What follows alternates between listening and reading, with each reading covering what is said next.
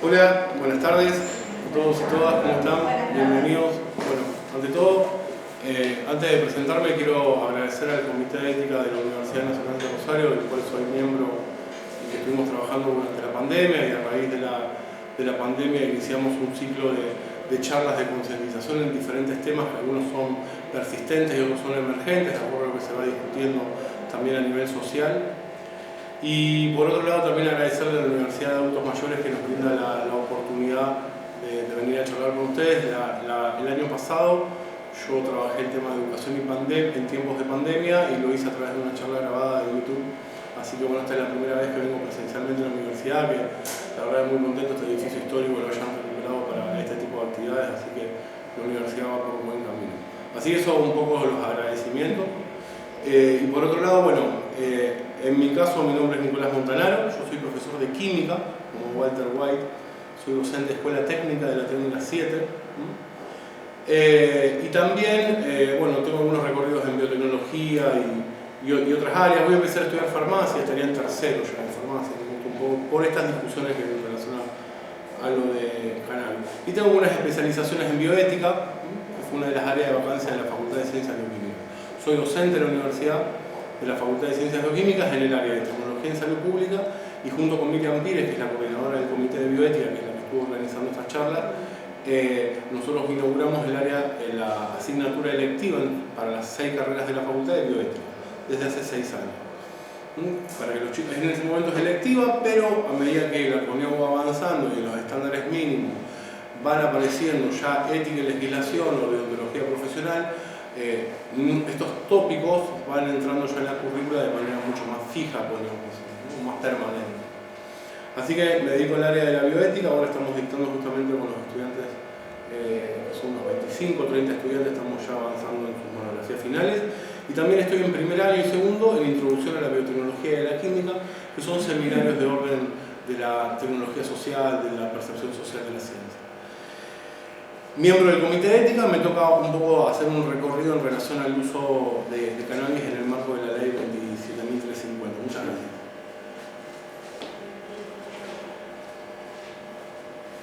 Bueno, ustedes vienen viendo una serie de charlas, ¿no?, en diferentes tópicos, ¿no? Hoy toca el tema de cannabis.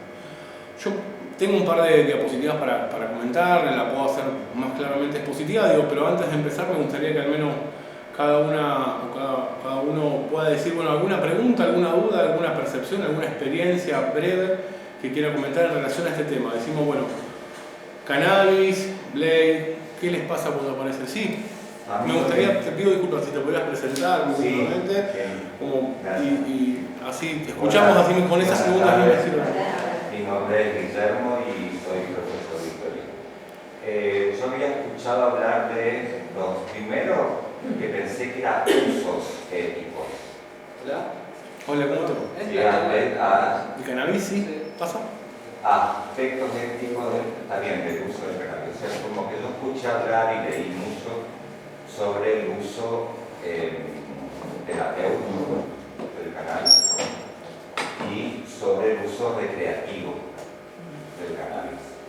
Pero nunca, es la primera vez que, y por eso que aparte estoy, digamos, trabajo acá en adultos mayores, en cursos también.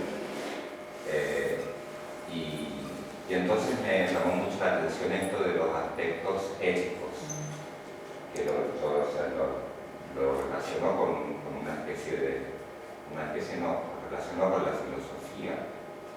O sea, abordar el cannabis desde la filosofía, desde un punto, y algo que también está muy relacionado con el derecho, digamos, porque lo ético tiene que ver con un deber ser, con una norma. Entonces me llamó mucho la atención porque siempre escuché el uso, digamos, médico y el uso de entretenimiento, pero no esto. Así que te agradezco mucho la posibilidad. Es la invitación a que vamos a pensar. Si me pueden interrumpir mejor, ¿no? Porque yo voy a empezar a hablar un poco. Si me corro de cámara, pero me siento más cómodo así. Bueno, si alguien quiere hacer alguna percepción después, a medida que vayan, yo voy a ir tirando algunos ejemplos. Bueno, primero vamos a hablar de los aspectos éticos. Voy a dar algunas cuestiones básicas para establecer algunos sentidos comunes. La Organización Panamericana de la Salud en el año 2002 2 del Programa Regional de Bioética define a la bioética como un uso valorativo interdisciplinario de un diálogo a todo nivel entre ciencia y ética para formular y resolver, no todo se resuelve, sobre todo los dilemas o los trilemas, en la medida de lo posible, por eso es mesurado ante todo, los problemas planteados, los problemas tienen solución, los dilemas no tienen solución, por la investigación y la tecnología a la vida, a la salud y al medio ambiente. Es decir, lo que vamos a hacer ahora nosotros es una reflexión interdisciplinaria. Acá me imagino que hay gente que puede tener diferentes recorridos y que todo va a ser un aporte muy interesante al respecto, ¿no? Desde el estadista que está marcando los comités de ética a la hora de analizar proyectos de investigación que los números de muestras de animales o de personas sean lo justo, ¿no? Que no haya una excesividad en eso. O el ego, o lega, se le dice el lego, ¿no? Aquella persona integrante de un comité de ética que le hacen leer como si fuera el ciudadano a pie, que no tiene toda la terminología médica a la hora de ver si es eritrocito o glóbulo rojo, ¿no? Digo, acá entonces todos pueden ser miembros de un comité de ética, como para ponerse en un lugar. Entonces digo, cuesta un poco la definición. Después, en términos así como está la rama de la filosofía de la ética, ¿no? Y de la ontología profesional, nosotros trabajamos sobre documentaciones y reglamentación. Algunas tienen fuerza de ley, algunas tienen fuerza moral, para decirlo de alguna manera. La primera que trabajamos es el Código de Nuremberg del año 47, el juicio a las juntas nazis, es el primer código que, o sea, tuvieron que movilizar millones de personas para darnos cuenta que no había que hacer experimentos con ella. Ahí está toda la historia de Joseph Mengele, o la historia cuando dejábamos, o la experimentación con judíos los dejaban morir congelados para ver si convenía o no económicamente ir a buscar los submarinos y todos otros detalles que se ha evidenciado. Aquellos que tuvimos la oportunidad de estar en guetos o en campos de concentración pudimos entender el sistema más profundamente, ¿no? De exterminio. Después de la declaración de Helsinki y de la Asociación Médica Mundial hay ciertas modificaciones. Esas modificaciones siempre tienen que ver con el lobby de las diferentes industrias, sobre todo en el caso de acá de la farmacéutica. Porque como iban presionando en ese momento sobre contra placebo o no contra placebo, el placebo no, en ensayos que se llaman a doble ciego, aquellos que participan en investigación, ¿no? Voy diciendo algunas variables para no hacer tan profundo, pero bueno, es un recorrido. El informe Belmont es el primer informe del año 74 que habla de los 4 principios. Entonces, toda la charla que yo voy a desarrollar sobre cannabis la voy a focalizar en los 4 principios éticos generales, ¿no? Que se evidencia en el informe Belmont, que habla del principio de respeto a las personas, de autonomía, la capacidad de autogobernarse y tomar conciencia plena de cada uno de sus actos, y participar de un experimento, es decir, presto mi cuerpo para la humanidad en un acto altruista. Después discutamos algunos que vienen en otras formas si existe o no el altruismo, pero al menos es un acto de decir, bueno, pongo el cuerpo en esto, ponemos el cuerpo de diferentes maneras, también lo vamos a poner participando en nuestros ensayos. El principio de beneficencia, que es ante todo hacer el bien, el principio de no maleficencia, que es ante todo no dañar, y el principio de justicia, que es una distribución equitativa entre cargas de beneficio. Por ejemplo, entre aquellos sujetos de investigación y las empresas patrocinantes, que las empresas patrocinantes no se lleven la mayor tajada y las mayores cargas los que son sujetos de participación.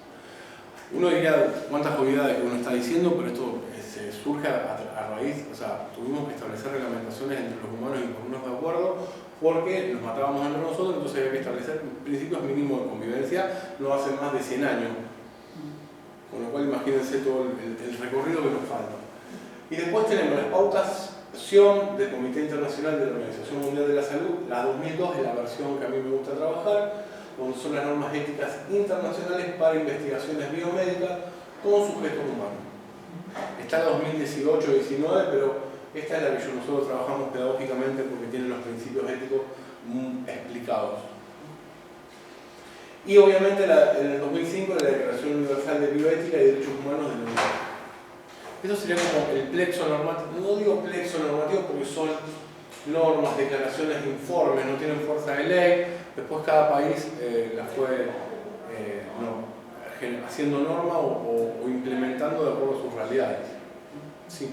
Una pregunta. La declaración del Helsinki, digamos, que con resultados llegó, qué conclusiones, porque es importante. El informe de Belmont me quedó clarísimo.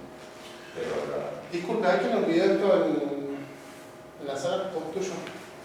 Gracias.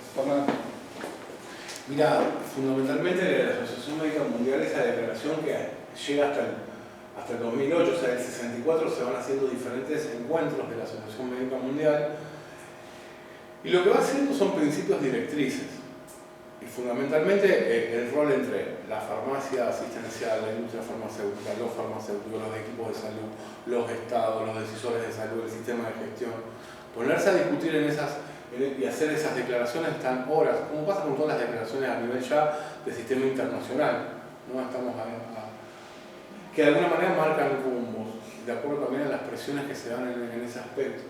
Pero esa declaración nombra algo de cannabis, aparece no. por primera vez en una... No, ¿puede pasar? ¿Cómo no? Por supuesto. Gracias, permiso. No. Estas son todas normativas generales sobre salud pública, y de los cuidados que hay que tener para que los sujetos y sujetas de investigación participen en investigaciones biomédicas. Que cuando hablemos de la ley se crea un programa para la investigación médica. Por eso estoy partiendo acá. Todo sujeto que hoy tiene autorización del REPROCAM está dentro de un programa de investigación porque tiene un consentimiento informado. No es una autorización que yo, o sea, en mi caso yo estoy en el REPROCAM, soy un sujeto de investigación actualmente. El Estado hoy me está monitoreando. Va a querer dentro de un año que mi médica vinculante eleve un informe en relación a eso, esos datos en base a la ley de protección de datos personales se procesen y los decisores de política pública toman decisiones en relación al cannabis. Entonces, bueno, estos son los principios que un poco los estuve detallando anteriormente, los estoy tomando de la pautación 2002. Pero bueno, ahora vamos a ir un poquito más al tema de cannabis, que es la charla de hoy, pero no quería dejar de hacer estas salvedades para ubicarnos sobre desde qué lugares estoy trabajando cuando hablo de aspectos éticos. Bueno, cuando hablamos de cannabis tenemos que pensar que se postula que hace 12.000 años antes de Cristo se la domesticó en el Himalaya.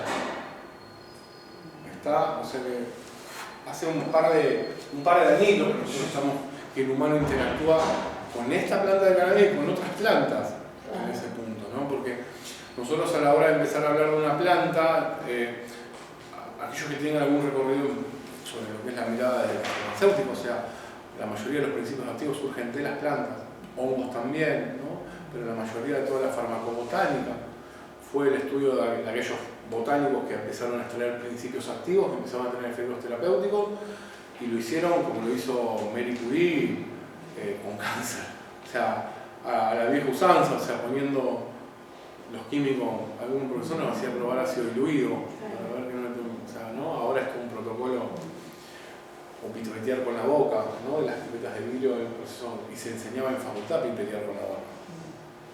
¿No? Ahora es con propipeta, si alguien ve a alguien que está pipeteando con la boca es una falta antes de parte de su formación. Entonces esta planta es una discusión que nosotros no vamos a establecer desde el 2017, que se aprobó viene muchísimos años, y en América Latina llega entre 1800 después de Cristo, entre 1800 y 1600 llegan, fíjense, primero el Caribe, en 1600 un poco antes, y acá en los climas tropicales como el Amazonas, en Colombia, en todos esos lugares crecen como lo mismo que la hoja de coca, ¿no? Ciertas plantas que tienen principios psicoactivos, se dirían, ¿no? Porque generan alteraciones de la conciencia. El concepto de alteración no lo quiero tomar como algo malo o bueno, ¿está? Altera, genera otro tipo de percepciones. Modifica, se podría utilizar. Modifica el estado de conciencia. Hay sustancias o hay usos en diferentes contextos que pueden ser esas modificaciones temporales, permanentes, crónicas o agudas. Hay que ver si esas modificaciones en qué contexto terapéutico se dan o no, si hay acompañamiento o no. Por eso después en la ley tomé algunos extractos de la ley que vamos a analizar para ver justamente lo que es concientización de la población. Bueno, entonces, como les decía, imagínense esto, estamos en 1930, Estados Unidos. Ubíquense, estábamos con la película esa, ¿cómo se llama? Tan linda, trabaja Whoopi Goldberg, que las negras van atrás, en los colectivos. Bueno, esa época donde los negros y los blancos no podían subirse a los colectivos, un largo camino a casa. Bueno, en esa época, fíjense, yo lo voy a leer desde mi compu a mi Spanglish. Dice, como una inocente, how innocent looking plant, como una inocente planta, el roadside weed que crece a lo largo de las rutas, presenta un grave problema narcótico, dice, y va a escribir William Wolf, ¿no? Acá ya empezábamos a verlas como un grave problema narcótico. Esto es una editorial de un diario de esa época, ¿no? Que sacaban esos avisos en Estados Unidos, en esa época, y decía, decía, a ver, ayúdenme, algunos que están, esté atento, be aware, jóvenes y viejos, ¿alguien lo quiere? Jóvenes y viejos, caminando de todo el día. Claro. People in no work of life. People in no work of life, como a todo el mundo, un llamamiento, como la humanidad entera, sería, ¿no? A todos aquellos que caminan por la vida. Esto es de Interstate Narcotic Association, de la Asociación Interestatal. Vieron que en Estados Unidos el sistema es muy complejo, es interestatal, en Chicago, Illinois, en Estados Unidos. Dije, esto, encima tipo, en ese momento estaban los stickers, parece. ¿No? Esto que está hablando de un porro, como se dice habitualmente, de un cigarrillo de marihuana. Maybe hand you by a friendly stranger. Puede ser dado por un amigable extraño, ¿no? Esto contiene una droga, killer drug. Fíjense los conceptos porque también cuando en inglés nosotros ponemos mayúscula, killer, una droga asesina, ¿no? Y encima usa drug y no lo usa en plural como si la marihuana fuera una droga. Está, que vamos a ver que no lo es. A powerful narcotic which lures murder, insanity and death. Lo que te va a llevar a ser un asesino, un insano o un muerto. Worry. Estas drogas pueden ser puestas en el té o en no sé qué dice ahí, una carne o en un cigarrillo de tabaco. Es una advertencia que estaban contaminando con este powerful narcotic, con este poderoso narcótico.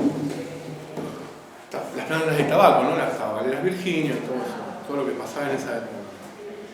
Bueno, también en esa época había como una o sea, movimientos sociales que abogaban, ¿no? En ese momento, fíjense, eran todos varones, en ese momento estaban todos trajeados, ¿no? En esa época se protestaba así, con estilo. Hasta los que miraban. Así que en ese momento ya en Estados Unidos había como otras personas que no pensaban con otra mirada. Y después digo, de este paradigma 1930 saltamos a 2017 donde irrumpe, ¿no? Yo creo que yo analizo, esto es importante de discutirlo, digo, si hay abogados o abogadas acá presentes me podrían ayudar, o sea, hay veces que la norma se piensa y se aplica, o sea, de arriba para abajo, pero hay veces que es la misma sociedad la que genera, rompe y irrumpe, como lo hizo con la introducción voluntaria de embarazo, 2015 a 2018, 2020, ¿cuándo se aprobó? O sea, en 4 o 5 años de un salto intenso, la ley de matrimonio igualitario, la ley de igualdad de identidad de género, fueron movimientos, o la ley del juicio de las juntas militares, la ley de punto final de evidencia de vida, ¿no?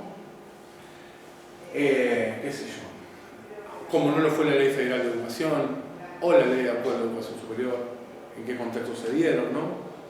Bueno, acá pasó lo mismo, y de repente irrumpen las madres y te muestran a sus hijos, y ahí se te cae toda la discusión de la killer drug, ¿no? De esta killer drug a 2017, después de años de prohibicionismo, luego de Thatcher Reagan, hicieron lo que fue la guerra contra las drogas, War on Drugs. Esto llevó más muertos y más costo para los estados, la militarización de sus recursos, que un sistema regulatorio de las mismas. Carísimo sale. Está saliendo en un presente continuo.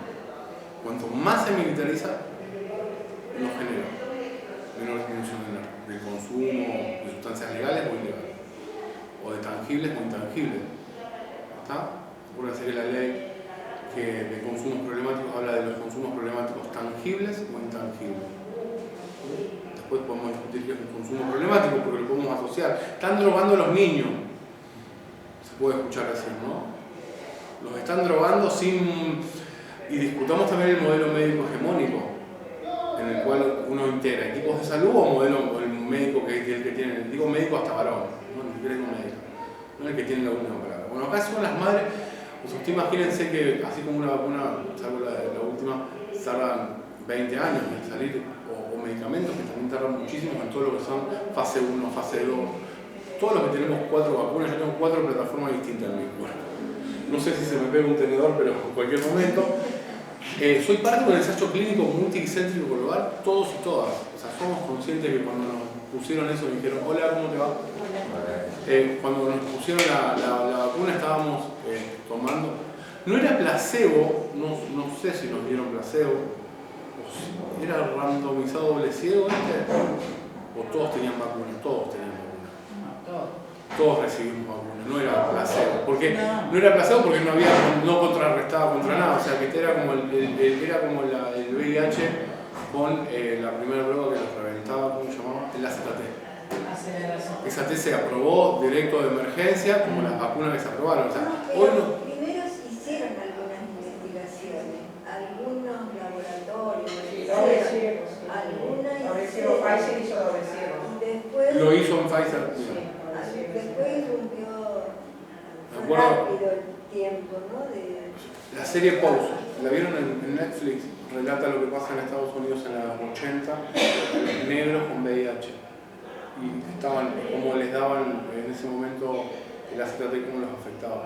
Y cómo los ricos accedían al AZT y era una droga de contrabando.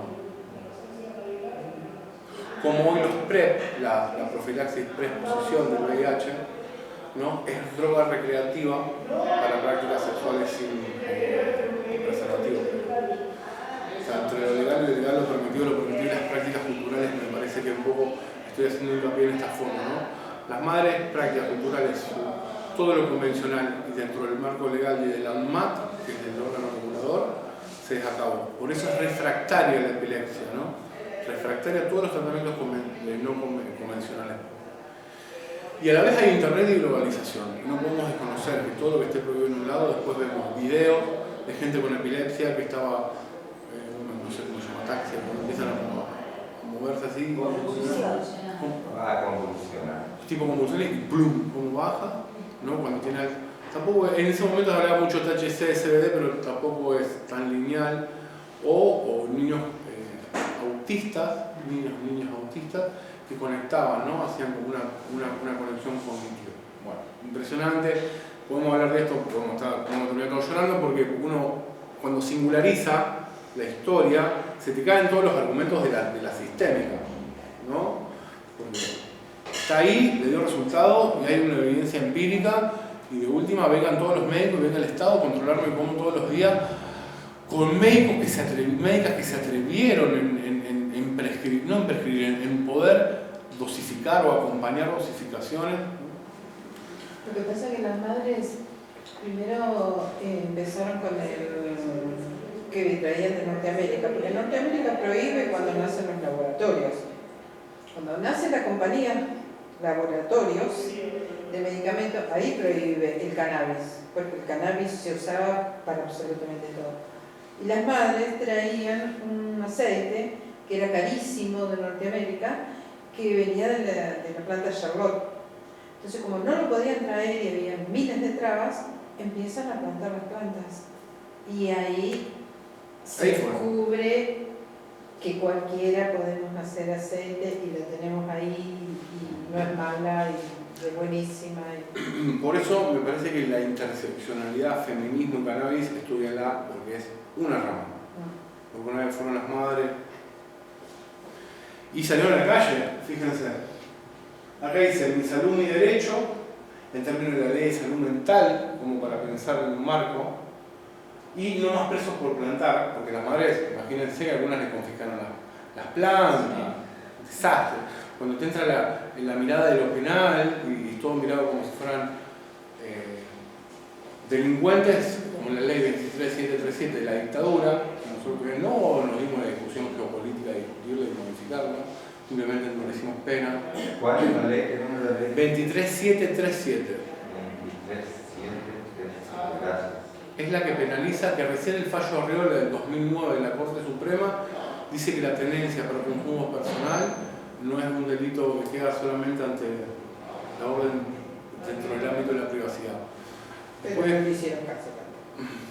También después si entra en una, si tenés gorrita, no tenés gorrita, si escuchás cumbia, escuchás electrónica, ¿no? Porque también es una cuestión de clase si te vinculás con el sistema penal. Así que se elevan a las calles y lograron una ley, que es la del 2017. Está en un contexto, Violencia Argentina 2017, las madres, Valeria Salet, muchísimo, y ahí se visualizó como en su momento fue el matrimonio igualitario, como en su momento fue la IBE, en su momento fue el cannabis. Y después también nos damos cuenta que en otros lugares del mundo esto es un negocio multitrillonario. ¿Está? Que es cool. Digo, ¿por qué digo ese chico, no? Con su barba, con su gorrita. Lo quise mostrar. Gracias. Bueno, porque son multimillonarios, 9 millones. Entonces también los discursos acá, prohibicionistas o abstencionistas, que en su momento se dieron, se contraponían con lo que pasaba en otros lugares del mundo. Fíjense en España, el BBA, Banquita y la CaixaBank. Todas las de ahí abajo son todas startups, empresas que recién le hacen banca de inversiones para que levanten, produzcan de todo. Ahora vamos a ver. $1 millón, $1.100.000, 790.000. O sea, los bancos están invirtiendo en la industria canábica. Nosotros estamos, como siempre en Argentina, como podemos, para sintetizarlo. ¿Está? Pero en otros lugares ya están 10, 20, 30, 40, 50 años en otro lugar, en otra dimensión. Y está bueno que nosotros las sigamos y ojalá haya empresarios y empresarias canábicas. A eso. Va a haber. Va a haber. Con ética, ¿no? Con una mirada de género, todo lo que implique una empresa B de triple impacto, podemos pensar en esto. O sea, porque tampoco nos pongamos que el Estado tenga que resolver todo. No estoy de acuerdo. Hay en Rosario 3 espacios canábicos, digamos, uno en Pichincha, la vuelta donde yo vivo, descubrí otro en el microcentro, y había uno que no sé si sigue gastando también en mi barrio, por Salta y Sacadorón. O sea que no venden marihuana, pero venden todo lo que se ha derivado de la marihuana. Como un grow, digamos, que venden artículos para... Tienen un nombre especial, exacto, también. Hierro, productos para las plantas. Jabones, no sé, champú. Yo creo que para mí la alianza que va a hacer un cambio cultural va a ser los jóvenes y los adultos mayores. Sí. Esa es la alianza de trasvase. Son los que la usan. Que ya está gestándose. Sí. Bueno, les voy a hablar un poquito de la planta, yo no quería ponerme en este punto. Hay diferentes tipos de variedades de la planta, está la sativa, la índica, la rubidelar, y vienen todas. La India, como yo le digo, es de Asia, ¿no? Siempre se usó para el textil, los alimentos, lo medicinal. Se hacen sogas, velas, ropas, redes de papel. Las semillas se comen, son ricas en proteínas y en aceite. Sus flores se fuman. Y ahí ya me cambio el paradigma, por eso hice un común quiere, porque se puede usar en forma recreativa espiritual. Discutamos si lo recreativo es terapéutico o no. ¿No? Porque si no se penaliza lo recreativo. Ah, no, es terapéutico o no. ¿En qué contexto se hacen así? Yo no la voy a poner a un nivel de una ayahuasca o a un nivel de un San Pedro, o a un nivel, no la pondría a ese nivel, pero se la respetaría también en ese mismo. Por lo mismo que el tabaco. ¿No? La industrialización del tabaco es lo que provoca cáncer. Yo no sé si todos los indígenas mueren de cáncer por fumar tabaco. ¿Se entiende la diferencia? No estoy hablando de una conducta compulsiva de todo el tiempo porque existen los parabenos que se nos ponen en el pulmón y genera el cáncer, está comprobado científicamente, pero digo, como prácticas culturales, pensarlos a la planta en el mismo sentido, ¿no? Hasta los pibes que se fuman uno cuando salen de laburar también es una práctica recreativa cultural y hasta terapéutica. Y digo los pibes varones, no. Bueno, así como está la práctica cultural también de cómo se la fuma y todo lo que eso genera, bueno, acá les marca aceites esenciales para la construcción, ¿no? Para los módulos plásticos, todo lo que es plástico del cannabis, para todo lo que es la parte de ganadería. Esta es otra, ¿no? Fíjense que es sustentable porque dice hemp es cannabis, es la fibra, es un recurso. Dice 20 años para que los árboles maduren versus 4 meses para la fibra. 20 contra 4. ¿Está? Entonces es papeles, fertilizantes, nutrientes, todos pueden ser usados. La planta se puede usar en su totalidad, ¿no? Se puede usar para alimentación, para productos diarios, para todo lo que es flour, para comidas, panificación, se puede usar para todo lo que es productos personales, healthcare, se puede usar para cocinar y se puede usar para fuel, para fuel.